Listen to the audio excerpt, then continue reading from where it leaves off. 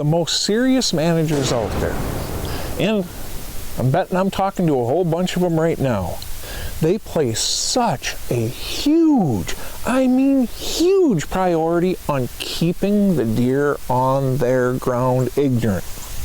Most every year, I spend 25 to 50% of my season hunting public ground just like everybody else. Public and or property that I just knock on the door, they let me hunt just like anyone else.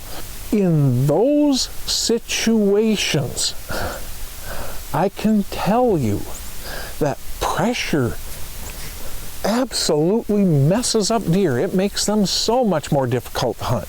And then if you're on a managed property like the one I'm on right now, the one I've managed here for 8 years, these deer are stupid. I can all but promise you, almost every single viewer that can shoot a gun can come out here and kill a really good deer because they are dumb. It really is. Pressure makes such a difference. So, I believe that is why so many managers literally obsess over what to do during gun season, because bow hunting isn't pressure compared to gun. Gun hunting can be very high pressure. Okay.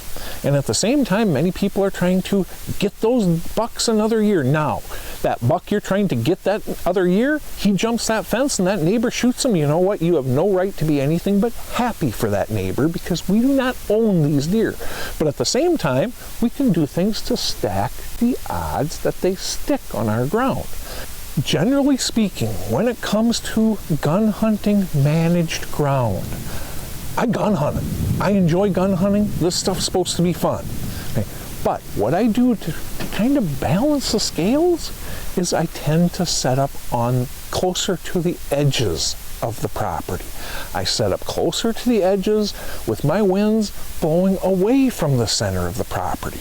The center deer cover area of the property, I'm generally trying to leave that alone, because I am trying to use every single hunter around me to go ahead and drive the deer to my location, to my property. And you know what?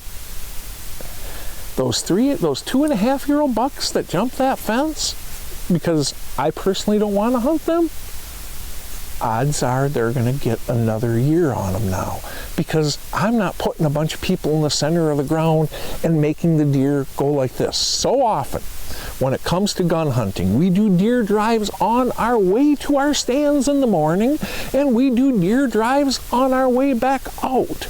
Now, I don't want to do that.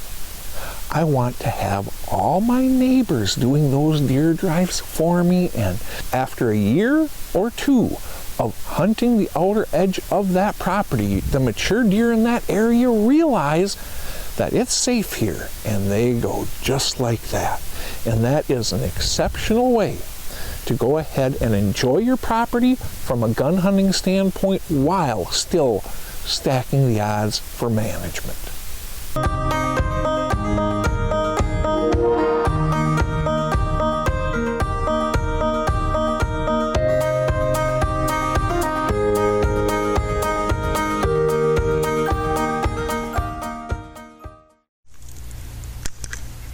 Gun hunting is a very, very challenging thing for a lot of managers, because we are so incredibly focused on keeping impact low. If we can keep impact low, there are so many advantages to us, it isn't even funny.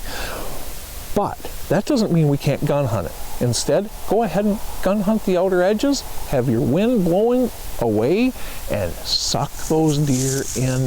It is a true difference maker in management.